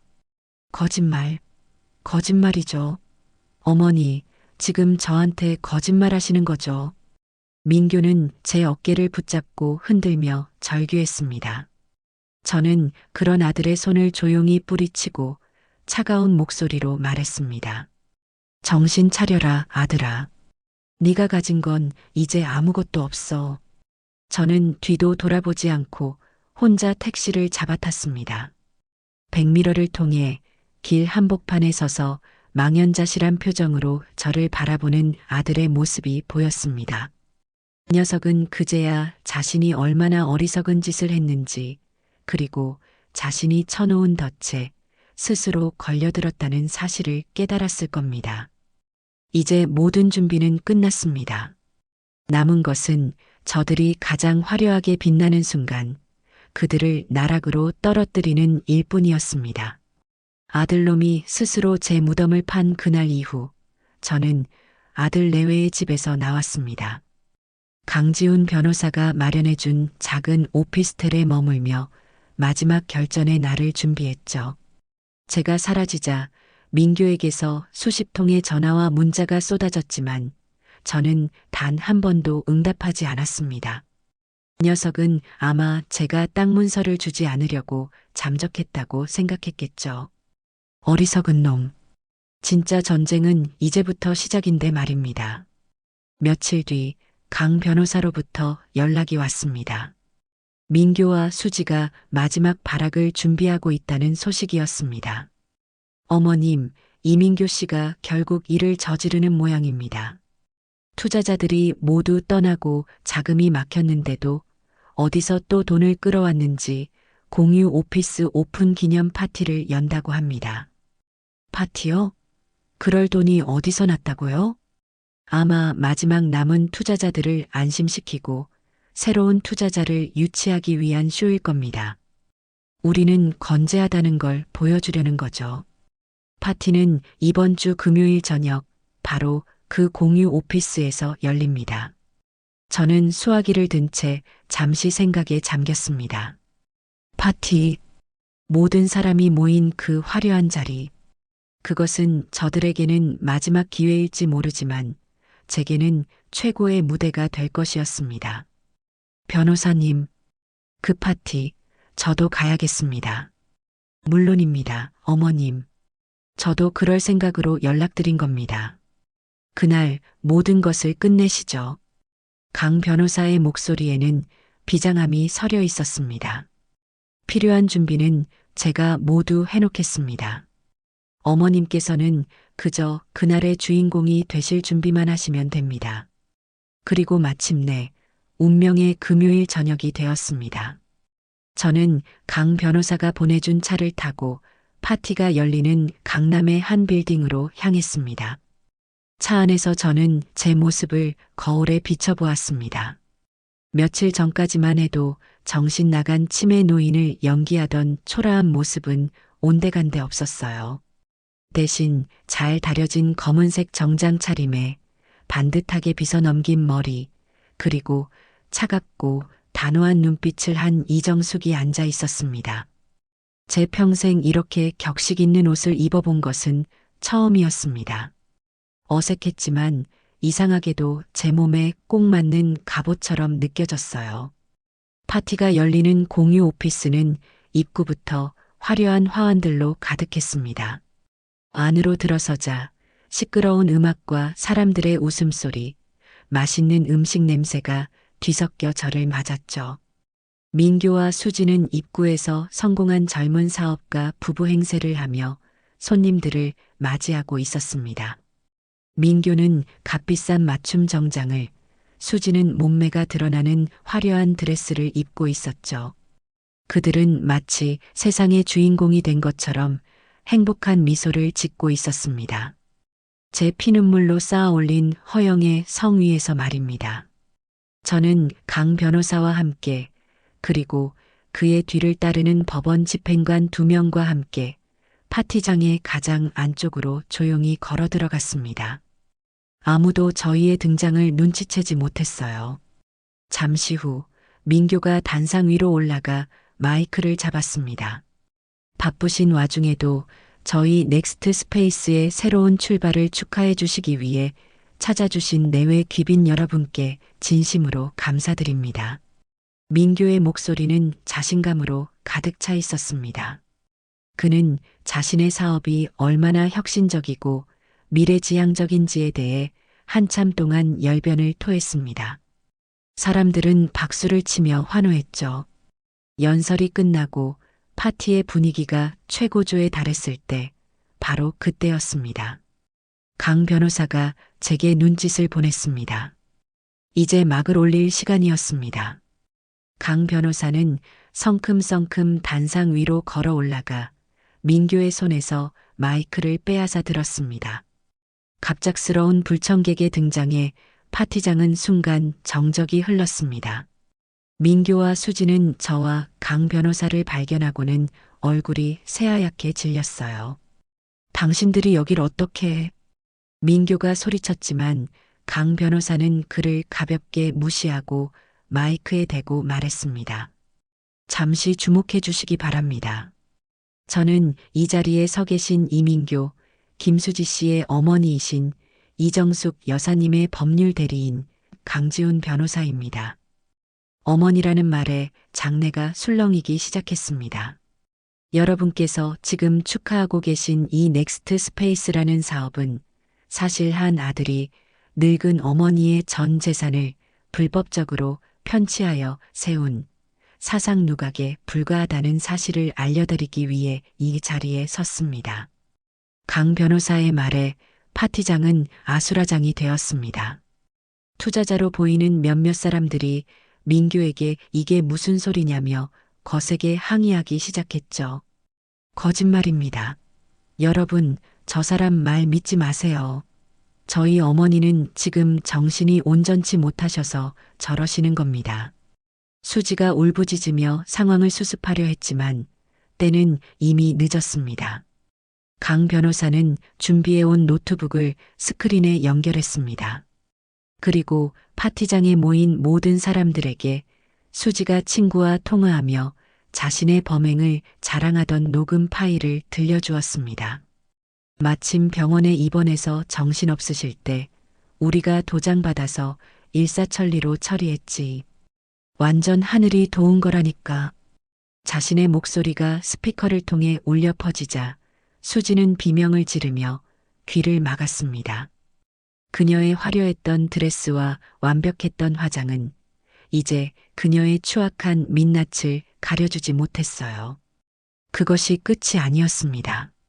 강 변호사는 이어서 민교가 제 손으로 직접 서명하고 도장을 찍은 사실 확인서를 스크린에 띄웠습니다. 그가 어떻게 제 인감 도장을 훔쳤고 그 돈을 어디에 썼으며 이 모든 것이 저의 동의 없이 이루어졌다는 내용이 만천하에 공개되었습니다.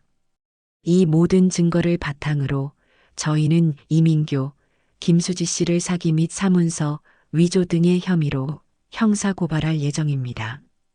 강 변호사의 말이 끝나자마자 그의 뒤에 서 있던 법원 집행관들이 움직이기 시작했습니다. 그들은 공유 오피스 곳곳에 값비싼 집기들과 인테리어에 가압류라고 적힌 빨간 딱지를 붙이기 시작했어요. 딱 하고 붙는 빨간 딱지는 마치 저들의 화려했던 삶에 사망 선고를 내리는 소리처럼 들렸습니다. 파티는 완전히 끝났습니다. 손님들은 썰물처럼 빠져나갔고 투자자들은 민규의 멱살을 잡고 고함을 질렀습니다. 수지는 바닥에 주저앉아 실성한 사람처럼 울고 있었죠. 모든 것이 무너져 내린 그 폐허의 한가운데 저는 조용히 단상 위로 걸어 올라갔습니다. 그리고 넋이 나간 채 저를 바라보는 아들, 민규의 눈을 똑바로 쳐다보며 말했습니다. 제 평생 단 한 번도 내본 적 없는 차갑고 단단한 목소리였습니다. 민규야, 나는 평생 뚝배기에 국밥을 담아 팔았지만 단 한 번도 부끄러운 적이 없었다. 그런데 너는 번쩍이는 유리잔에 뭘 담아 팔려고 했니? 네가 판 것은 네 어미의 피눈물이었어. 저는 그 말을 끝으로 미련 없이 돌아섰습니다. 등 뒤에서 들려오는 아들의 절규와 며느리의 울음소리는 제게 더 이상 아무런 의미도 없는 소음일 뿐이었습니다. 화려했던 파티장의 불빛을 뒤로하고 밖으로 나오자 차가운 밤 공기가 제 뺨을 스쳤습니다. 저는 비로소 길고 길었던 복수가 끝났음을 실감하며 깊은 숨을 내쉬었습니다. 하늘에는 별 하나 없었지만 이상하게도 제 마음은 그 어느 때보다 평온했습니다. 파티가 아수라장이 된 그날 밤 이후 세상은 아주 시끄러워졌습니다. 제 아들, 아니 이민규라는 자의 사기 행각은 아름아름 사람들의 입에 오르내리는 가십거리가 되었죠. 화려한 오픈 파티에서 모든 것을 잃은 젊은 사업가의 이야기는 사람들에게 아주 흥미로운 얘기거리였을 겁니다. 하지만 저는 그런 소문 따위에는 관심이 없었습니다. 제게 중요한 것은 법의 이름으로 저들의 죄를 명명백백하게 밝히고 제 인생을 온전히 되찾는 것뿐이었으니까요. 공개적인 복수는 끝났지만 진짜 전쟁은 법정이라는 새로운 무대에서 시작되었습니다. 저는 강지훈 변호사의 사무실과 법원을 제 집처럼 드나들기 시작했어요. 강 변호사는 제가 가져온 증거들을 바탕으로 한치의 오차도 없는 완벽한 법리를 구축해 나갔습니다. 상가 건물 매매 계약 무효 확인 소송이라는 민사 소송과 이민규와 김수지를 상대로 한 사기 및 사문서 위조 형사 고발이 동시에 진행되었죠. 법원 복도를 걸을 때마다 제 등 뒤로 수군거리는 소리가 들려왔습니다. 자식을 고소한 독한 늙은이라는 비난도 있었고 오죽했으면 저랬을까 하는 동정도 있었죠. 저는 그 어떤 소리에도 귀 기울이지 않았습니다. 제 갈 길은 이미 정해져 있었으니까요. 그 사이 이민규와 김수지는 완벽하게 무너져 내리고 있었습니다. 모든 계좌가 동결되고 자산이 가압류되자 그들이 살던 화려한 주상복합 아파트에서도 쫓겨났다는 소식을 들었습니다. 하루아침에 강남의 호화로운 펜트하우스에서 보증금도 간신히 마련한 낡은 빌라로 거처를 옮기게 된 것이죠. 그들이 그토록 자랑하던 외제차와 명품 가방들은 모두 압류되어 경매에 넘어갔습니다. 그들의 허영심을 채워주던 모든 것들이 신기루처럼 사라져버린 겁니다. 그러던 어느 날 제가 머물고 있는 오피스텔 벨이 울렸습니다. 인터폰 화면에 나타난 것은 이민규의 초췌한 얼굴이었어요. 며칠은 굶은 사람처럼 헬쑥했고 값비싼 옷 대신 구겨진 티셔츠 차림이었습니다. 저는 문을 열어줄 생각이 없었지만 녀석은 문을 두드리며 울부짖기 시작했습니다. 어머니, 제발 문 좀 열어주세요. 제가 다 잘못했어요. 얼굴 보고 빌게요, 네. 소란이 커지자 저는 마지못해 문을 열었습니다. 문이 열리자마자 이민규는 제 앞에 무릎을 꿇었습니다. 그리고 제 바짓가랑이를 붙잡고 통곡하기 시작했죠. 어머니, 제가 죽일 놈입니다. 제가 정말 잘못했어요. 제발 고소 좀 취하해 주세요. 이대로 가다가는 저 정말 감옥 간단 말이에요. 감옥만은 안 돼요, 어머니. 저는 아무 말 없이 무릎 꿇고 비는 제 아들이었던 남자를 내려다보았습니다. 그의 눈물에서는 어떤 진심도 느껴지지 않았어요. 그저 감옥에 가기 싫다는 자신의 처지에 대한 비참함 뿐이었죠. 다 수지 때문이에요. 그 여자가 옆에서 계속 부추겼어요. 어머니 건물 팔아서 빨리 빚 갚고 새 사업 시작하자고. 저는 정말 그러고 싶지 않았는데 그 여자한테 홀려서 제가 잠시 미쳤었나 봐요. 역시나 저는 헛웃음이 나왔습니다. 마지막 순간까지 녀석은 모든 책임을 제 아내에게 떠넘기고 있었습니다. 이민교. 제가 처음으로 그의 이름을 불렀습니다. 제 차가운 목소리에 녀석은 울음을 그치고 저를 올려다보았어요. 너는 아직도 네가 뭘 잘못했는지 모르는구나. 네. 아니에요, 어머니. 제가 다 잘못했다니까요. 아니, 네가 정말로 잘못한 건 네 어미의 인생을 네 도박빚을 갚는 휴지 조각처럼 취급했다는 거다. 네가 잘못한 건 병실에 누워있는 어미의 통장과 도장을 훔쳐낸 그 파렴치함이다. 그리고 네가 가장 잘못한 건 이 순간까지도 모든 걸 남의 탓으로 돌리는 그 비겁함이야. 저는 제 다리를 붙잡은 녀석의 손을 뿌리쳤습니다. 일어나. 그리고 돌아가. 다시는 내 눈앞에 나타나지 마라. 너를 아들이라고 생각했던 내 지난 세월이 내 인생의 가장 큰 후회다. 제 단호한 말에 이민교는 망연자실한 표정으로 바닥에 주저앉았습니다. 그의 눈에서 희망의 빛이 사라지는 것이 보였어요. 저는 그대로 문을 닫고 잠가버렸습니다. 문 밖에서 한참 동안 녀석의 울음소리가 들려왔지만 제 마음은 조금도 흔들리지 않았습니다. 이미 썩어버린 뿌리는 잘라내는 것 말고는 다른 방법이 없는 법이니까요. 김수지라고 해서 달랐을까요? 아니요. 그 아이는 이민교보다 한 수 위였습니다. 며칠 뒤 제 핸드폰으로 장문의 문자 메시지 한 통이 도착했습니다. 김수지였습니다. 그 내용이 아주 가관이었죠. 어머님, 저 수지예요. 드릴 말씀이 있어서 연락드렸어요. 사실 저는 이번 일에 대해 아무것도 몰랐어요. 다 남편이 혼자 꾸민 일이에요. 저는 남편이 무서워서 어쩔 수 없이 시키는 대로 한 것뿐이에요. 어머님, 저는 어머님 편이에요. 제가 법정에서 모든 사실을 증언할게요.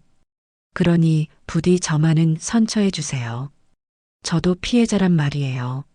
저는 그 구차하고 뻔뻔한 변명이 담긴 메시지를 끝까지 읽지도 않고 삭제해 버렸습니다. 저들은 마지막 순간까지 서로의 등을 찌르며 혼자 살아남으려고 발버둥 치고 있었던 겁니다.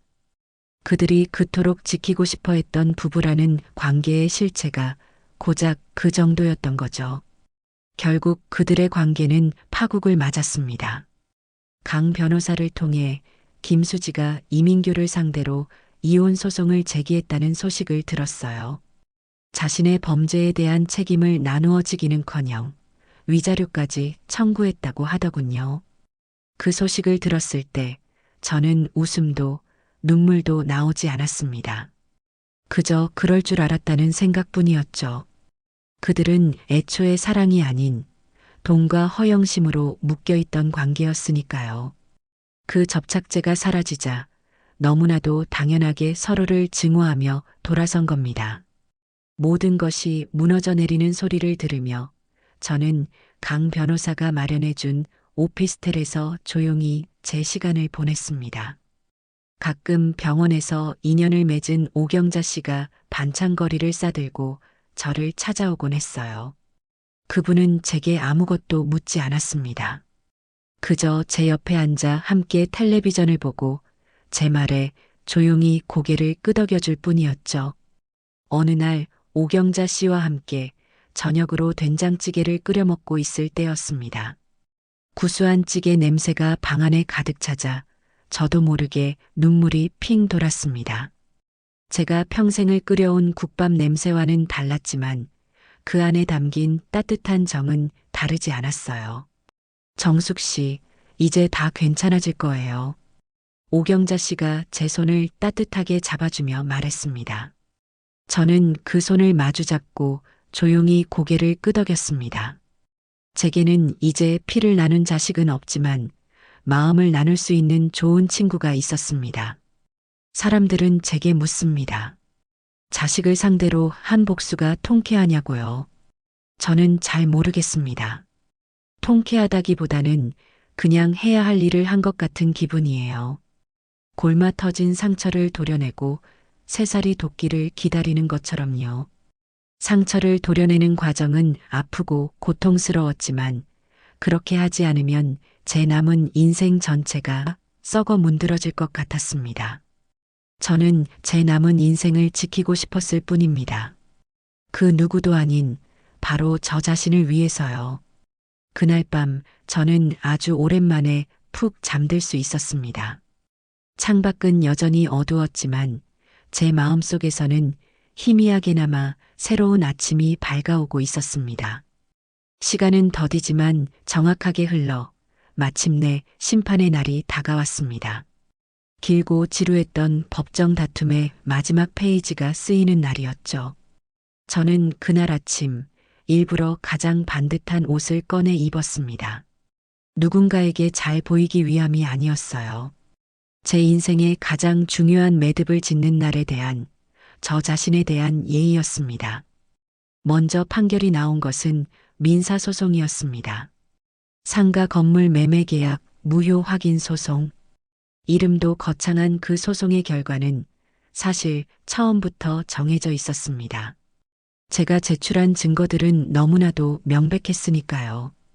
김수지의 목소리가 담긴 녹음 파일, 이민교가 제 손으로 서명한 사실 확인서, 그리고 병원 진료 기록까지.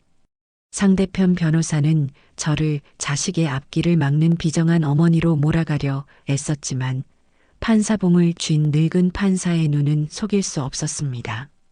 주문, 원고 이정숙의 청구를 받아들여 피고 이민교와 매수인 사이의 부동산 매매 계약이 무효임을 확인한다. 땅, 땅, 땅. 판사봉이 책상을 내리치는 소리가 법정 안에 울려 퍼졌습니다. 그 소리는 제게 마치 새로운 인생의 시작을 알리는 종소리처럼 들렸어요. 제 건물이, 제 인생이 다시 제게로 돌아온 겁니다. 저는 자리에서 일어나 판사를 향해 깊이 허리를 숙였습니다. 방청석에 앉아있던 이민교는 고개를 숙인 채 미동도 하지 않았죠. 며칠 뒤 형사재판의 선고가 있었습니다. 이민교와 김수지가 나란히 피고인석에 서 있는 모습을 보니 기분이 참으로 묘했습니다. 불과 몇 달 전까지만 해도 강남의 호화로운 아파트에서 파티를 열던 그들이 이제는 죄수복을 입고 고개를 숙인 채 서 있었으니까요. 재판은 일사천리로 진행되었습니다. 검사는 그들의 죄목을 하나하나 읊으며 법정 최고형을 구형했고 그들의 변호사는 끝까지 선처를 호소했죠. 이민규는 최후 변론에서 모두 제 잘못입니다. 어머니께 평생 속죄하며 살겠습니다라며 눈물을 흘렸고 김수지는 저는 정말 남편이 시키는 대로 했을 뿐입니다라며 자신의 책임이 없음을 주장했습니다. 마지막 순간까지도 그들은 서로에게 책임을 떠넘기기에 바빴어요. 판사는 그런 그들을 아주 차가운 눈으로 내려다보았습니다. 그리고 아주 무거운 목소리로 판결문을 읽어 내려가기 시작했습니다.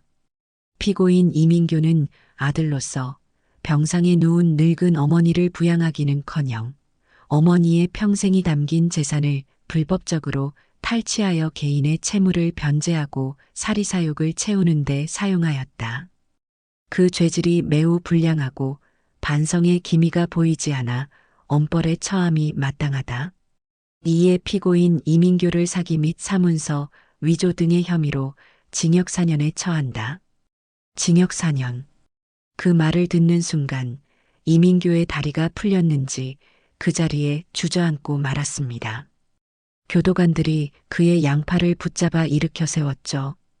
피고인 김수진은 남편의 범행에 적극적으로 가담하였음에도 불구하고 재판 과정 내내 자신의 책임을 회피하려는 태도를 보였다.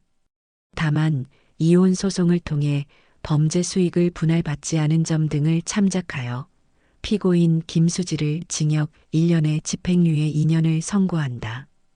김수지는 집행유예라는 말에 안도의 한숨을 내쉬는 듯 했습니다. 저는 아무런 표정도 짓지 않았습니다. 그들이 어떤 형을 받든 제게는 더 이상 중요한 일이 아니었어요. 제게 중요했던 것은 그들의 죄가 법의 이름으로 확인되었다는 사실뿐이었습니다. 교도관들에게 끌려나가던 이민교가 마지막으로 저를 돌아보며 무언가 소리쳤습니다. 어머니. 하지만 저는 그의 눈을 마주치지 않았습니다. 그렇게 제 아들은 제 인생에서 완벽하게 지워졌습니다. 모든 법적 절차가 끝나고 저는 다시 제 건물의 주인이 되었습니다. 강 변호사가 모든 서류 절차를 깔끔하게 처리해 주었죠. 어느 맑은 날 저는 아주 오랜만에 제 건물 앞에 섰습니다. 여전히 1층에는 이정숙 국밥이라는 낡은 간판이 걸려 있었어요. 문을 열고 안으로 들어서자 익숙한 냄새가 저를 맞았습니다. 비록 지금은 영업을 하지 않아 차갑게 식어버렸지만 벽과 기둥 곳곳에 배어있는 진한 사골 육수 냄새였죠. 저는 홀 안을 천천히 둘러보았습니다. 손님들이 앉았던 낡은 테이블, 제가 평생을 서서 일했던 주방, 벽에 걸린 촌스러운 달력까지 모든 것이 그대로였습니다. 저는 주방으로 들어가 제 손때가 묻은 거대한 솥의 뚜껑을 열어보았습니다. 텅 빈 솥 안에서 지난 세월의 제 모습이 아른거리는 것 같았어요. 젊은 시절 이 솥에 육수를 가득 채우고 밤을 새우며 아들 민교가 배불리 먹고 건강하게 자라기만을 기도했던 날들이 떠올랐습니다. 하지만 이제 그 모든 기억은 아픈 상처가 되어 제 가슴을 찔렀습니다. 이 공간은 제게 더 이상 자부심과 행복의 장소가 아니었어요. 끔찍한 배신과 아픔의 기억이 덧씌워진 슬픈 장소가 되어버린 겁니다. 옥상으로 올라갔습니다. 제가 고추와 상추를 키우던 작은 텃밭은 잡초만 무성하게 자라 있었죠. 옥상 난간에 서서 동네를 내려다보았습니다. 제가 처음 이곳에 가게를 얻었을 때와는 비교도 할 수 없이 많은 것이 변해 있었지만 저 멀리 보이는 시장의 시끌벅적함은 여전했습니다. 저는 이곳을 떠나야겠다고 결심했습니다. 이 건물과 함께 제 과거를 모두 묻어버리고 새로운 곳에서 새로운 인생을 시작해야겠다고 마음먹었어요. 저는 건물을 부동산에 내놓았습니다. 다행히 위치가 좋아 제값보다 더 좋은 가격에 건물을 팔 수 있었어요. 그리고 그 돈으로 저는 제 인생의 첫 번째 나를 위한 집을 샀습니다. 아들 내외가 살던 것처럼 화려하고 거대한 집은 아니었어요. 하지만 햇살이 잘 들어오는 전망 좋은 곳에 위치한 아담하고 깨끗한 아파트였죠. 저는 제 손으로 직접 벽지를 고르고 제 마음에 쏙 드는 가구를 골라 집을 채워나갔습니다. 누군가를 위해 음식을 만드는 부엌이 아닌 오롯이 저를 위해 차를 끓이는 예쁜 부엌을 꾸몄어요. 제 평생 처음으로 저는 제 자신을 위한 공간을 갖게 된 겁니다. 모든 정리가 끝나고 저는 제 새로운 집에 2명의 손님을 초대했습니다. 제 인생의 가장 어두운 터널을 함께 걸어준 오경자 씨와 강지훈 변호사였죠. 저는 거창한 음식 대신 따뜻한 집밥을 차렸습니다. 갓 지은 밥과 된장찌개, 그리고 몇 가지 남을 반찬이 전부인 소박한 밥상이었어요. 어머님, 집이 정말 좋네요. 햇볕도 잘 들고요. 강 변호사가 환하게 웃으며 말했습니다. 이제 그는 제게 변호사가 아닌 아들 같고 조카 같은 든든한 존재가 되었어요. 정숙 씨, 이제 정말 고생 끝났네. 앞으로는 이 좋은 집에서 행복한 일만 가득할 거야. 오경자 씨가 제 손을 꼭 잡아주었습니다. 우리는 밥을 먹으며 지나간 아픈 이야기는 단 한마디도 꺼내지 않았습니다. 대신 앞으로 무엇을 하고 살지에 대한 즐거운 이야기를 나누었죠. 저는 동네 문화센터에서 서예를 배워보고 싶다고 했고, 오경자 씨는 저와 함께 전국으로 여행을 다니고 싶다고 했습니다. 강 변호사는 저희 두 사람의 든든한 운전기사가 되어주겠다고 약속했죠. 그날 밤 손님들이 돌아간 후 저는 혼자 거실 소파에 앉아 창밖을 내다보았습니다. 도시의 불빛들이 별처럼 반짝이고 있었어요. 저는 더 이상 외롭지 않았습니다. 비록 피를 나눈 가족은 제 손으로 끊어냈지만 제 곁에는 마음을 나눌 수 있는 새로운 가족이 생겼으니까요. 저는 비로소 깨달았습니다. 진정한 가족은 혈연으로 묶이는 것이 아니라 서로의 아픔을 보듬어주고 기쁨을 함께 나누는 신뢰와 의리로 만들어진다는 것을요. 저는 제 인생을 되찾았을 뿐만 아니라 더 소중한 것을 얻은 기분이었습니다. 창문에 비친 제 얼굴은 아주 오랜만에 편안하고 행복해 보였습니다. 시간은 흐르는 물과 같아서 기쁠 때나 슬플 때나 공평하게 흘러갔습니다. 제가 새로운 보금자리에서 평화로운 일상을 보낸 지도 어느덧 5년이라는 세월이 지났어요. 이제 제 얼굴에는 깊은 주름이 더 늘었지만 예전처럼 고단함과 시름이 서려 있지는 않았습니다. 대신 잔잔한 미소와 편안함이 그 자리를 채우고 있었죠. 아들, 이민규의 소식은 더 이상 궁금해하지 않았습니다. 하지만 세상이 좁은 탓인지 간간히 소식이 들려오긴 했습니다. 4년의 형기를 꽉 채우고 출소했다는 이야기, 그를 기다려주는 사람은 아무도 없었다는 이야기, 그리고 지금은 지방의 한 건설 현장에서 막노동을 하며 하루 벌어 하루 먹고 산다는 이야기까지. 그 소식을 전해준 오경자 씨는 제 눈치를 살폈지만 제 마음은 호수처럼 잔잔했습니다. 저는 그저 그런가 보네 하고 말았어요. 정말로 아무런 감흥도 잃지 않았습니다. 그는 제게 더 이상 아들이 아니었고 그의 인생은 제가 신경 쓸 일이 아니었으니까요. 그는 그가 저지른 죄의 대가를 치르며 살아가는 것뿐입니다. 김수지에 대한 소문도 들려왔습니다. 그녀는 집행유예 기간이 끝나자마자 돈 많은 사업가를 만나 재혼해서 외국으로 떠났다고 하더군요. 자신의 과거를 깨끗하게 지우고 또다시 허영으로 가득한 새로운 삶을 시작한 것이겠죠. 그 소식에도 저는 그저 쓴웃음을 한번 지었을 뿐입니다. 끼리끼리 만난다는 옛말이 하나도 틀리지 않았구나 싶었어요. 제 하루는 아주 단순하고 평화로운 일과로 채워져 있었습니다. 아침에 눈을 뜨면 베란다의 작은 텃밭에 물을 줍니다. 예전 건물 옥상에서 키우던 것처럼 거창하지는 않지만 방울토마토와 상추가 자라는 모습을 보는 것은 제게 작은 기쁨을 주었죠. 오전에는 동네 문화센터에 나가 서예를 배웠습니다. 삐뚤빼뚤한 제 글씨가 조금씩 모양을 갖춰가는 것을 보며 제 인생도 이렇게 조금씩 반듯하게 다시 세워지고 있다는 생각을 하곤 했어요. 오후에는 특별한 약속이 없는 날이면 강지훈 변호사가 운영하는 작은 사무실로 향했습니다. 그곳은 보통의 변호사 사무실과는 조금 다른 곳이었어요. 제가 강 변호사에게 부탁하여 제 옛 건물을 판 돈의 일부로 만든 어르신 법률 상담 센터였습니다. 저처럼 자식이나 다른 이들에게 재산을 빼앗기고 고통받는 노인들에게 무료로 법률 상담을 해주는 곳이었죠. 강 변호사는 큰 돈을 버는 대신 사회에 좋은 일을 하고 싶다며 기꺼이 제 제안을 받아주었습니다.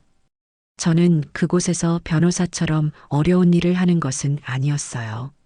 그저 찾아오시는 어르신들에게 따뜻한 차 한 잔을 대접하고 그분들의 하소연을 들어주는 것이 제 역할의 전부였습니다.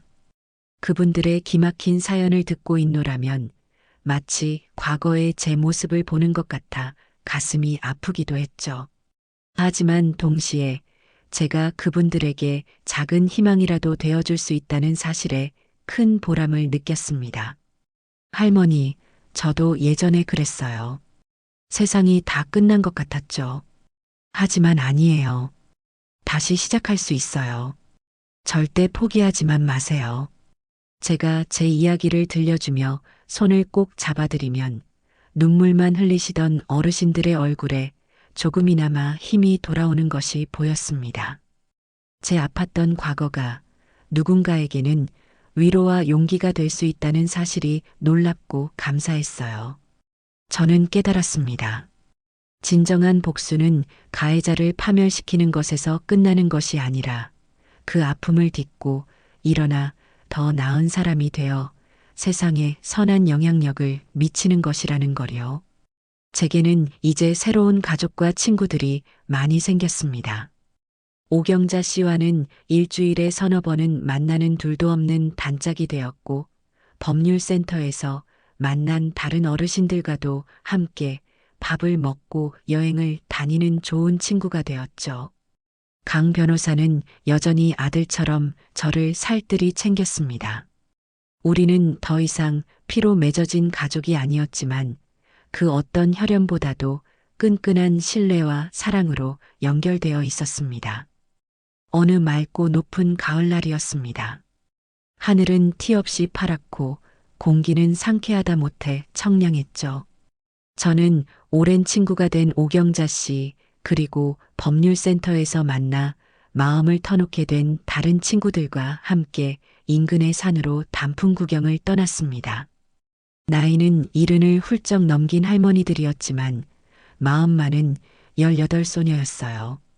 빨갛고 노랗게 타오르는 단풍잎이 융단처럼 깔린 산길을 걸으며 우리는 살아온 이야기, 자식들, 흉, 드라마 뒷이야기까지 시간 가는 줄 모르고 웃고 떠들었습니다.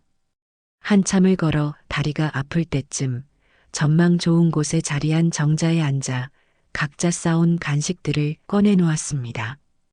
김밥, 과일, 따뜻한 보온병에 차까지. 소박하지만 세상에서 가장 맛있는 만찬이었죠. 한 친구가 손주가 재롱 떠는 영상을 보여주며 자랑을 하자 모두가 귀엽다며 한바탕 웃었습니다. 그러다 문득 한 친구가 조심스럽게 제게 물었습니다. 정숙 씨는 가끔이라도 아들 생각 안 나? 그 갑작스러운 질문에 시끌벅적하던 정자 안의 공기가 순간 멈췄습니다. 모두의 시선이 제게로 향했죠. 저는 말없이 김이 모락모락 피어오르는 찻잔을 내려다보았습니다.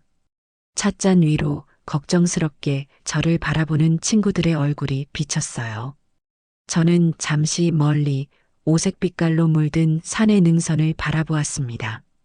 수많은 나무들이 묵묵히 제자리를 지키고 있는 모습이 마치 제 인생 같다는 생각이 들었죠. 한참 만에 저는 고개를 돌려 친구들을 보며 환하게 웃었습니다. 원망이나 슬픔이 아닌 아주 맑고 편안한 미소였어요. 아들, 나한테는 아들이 없는데 내 호적에는 자식 하니 아주 깨끗해. 제 말에 친구들이 의아한 표정을 짓자 저는 말을 이었습니다. 대신 나한테는 마음 터놓고 같이 늙어갈 좋은 동생들이 이렇게나 많잖아. 그리고 나를 친어머니처럼 챙겨주는 든든한 조카도 하나 있지. 제 말뜻을 알아차린 오경자 씨가 아이고 내가 조카뻘은 아니지라며 손사래를 치면서도 얼굴에는 웃음꽃이 피었습니다. 다른 친구들도 그제야 안심한 듯 맞아, 피보다 진한 게 우리 사이야라며 맞장구를 쳐주었죠. 맞아요. 제게는 이제 아들이 없습니다. 내내 속을 썩이고 제 인생을 통째로 좀먹던 아픈 손가락은 아주 오래전에 큰 고통을 감수하고 제 손으로 직접 잘라냈으니까요. 물론 처음부터 아무렇지 않았던 것은 아닙니다. 살을 도려낸 자리에 한동안은 쓰라린 통증이 남아 있었고 궂은 비가 내리는 밤이면 욱신거리는 환상통에 시달리기도 했어요. 하지만 그 모든 고통의 시간을 견뎌내자 이제는 그 빈자리가 더 이상 아프거나 허전하지 않았습니다. 오히려 불필요한 무게를 덜어낸 것처럼 마음이 한결 가벼워졌을 뿐이죠. 그날 저녁 노곤한 몸을 이끌고 집으로 돌아온 저는 샤워를 마치고 혼자 베란다 의자에 앉아 따뜻한 차를 마셨습니다. 서쪽 하늘이 마치 잘 익은 홍시처럼 아름다운 주황빛 노을로 붉게 물들고 있었어요. 제 평생 이렇게 평화롭고 온전한 마음으로 저녁 노을을 감상해 본 적이 있었나 싶었습니다. 국밥집 주방에 기름때 낀 작은 창문 너머로 보이던 건물 사이에 갇힌 희미한 저녁 노을이 제가 기억하는 전부였으니까요. 그때의 노을은 하루의 고단함을 의미했지만 지금의 노을은 평화로운 하루의 마무리를 의미했습니다. 저는 생각했습니다. 만약 5년 전 그때 아들 내외의 끔찍한 배신 앞에 주저앉아 그저 울기만 했다면 지금의 나는 어떤 모습일까? 아마 그들의 계획대로 어느 이름 모를 요양원의 차가운 침대에 누워 의미 없는 하루하루를 연명하고 있었을 겁니다. 정해진 시간에 밥을 먹고 정해진 시간에 잠이 들며 서서히 이정숙이라는 이름을 잃어버린 채 그저 숨만 쉬는 존재로 남아 있었겠죠. 하지만 저는 포기하지 않았어요. 제 인생의 주도권을, 제 영혼의 소유권을 그들에게 넘겨주지 않았습니다. 끔찍하게 아프고 지독하게 고통스러웠지만 제 두 발로 똑똑히 서서 제 손으로 직접 싸워 제 인생을 되찾아왔습니다. 그리고 그 기나긴 투쟁의 과정에서 저는 더 단단해졌고 더 현명해졌으며 역설적이게도 더 좋은 사람이 되었습니다. 다른 사람의 아픔에 더 깊이 공감할 줄 아는 사람이 된 겁니다. 저는 더 이상 누군가의 희생적인 아내도 자식에게 모든 것을 내어주는 엄마도 아닙니다. 저는 그저 이정숙이라는 이름으로 제가 사랑하고 저를 아껴주는 사람들과 함께 제가 원하는 방식으로 하루하루를 살아갑니다. 아침에는 서예를 배우고 오후에는 다른 이의 아픔을 보듬어주며 저녁에는 좋은 친구들과 맛있는 음식을 나누어 먹는 그런 온전한 나로서의 삶을 살아갑니다. 창밖에 붉은 노을이 완전히 자취를 감추고 그 자리를 도시의 불빛들이 하나둘 채우기 시작했습니다. 저 수많은 불빛들처럼 세상에는 각자의 사연을 가진 무수한 인생들이 있겠죠. 그 불빛들을 가만히 바라보며 저는 조용히 미소 지었습니다. 제 인생은 이제부터가 진짜 시작이었습니다. 그리고 그 시작은 과거의 그 어떤 순간보다 평화롭고 눈부시게 찬란했습니다.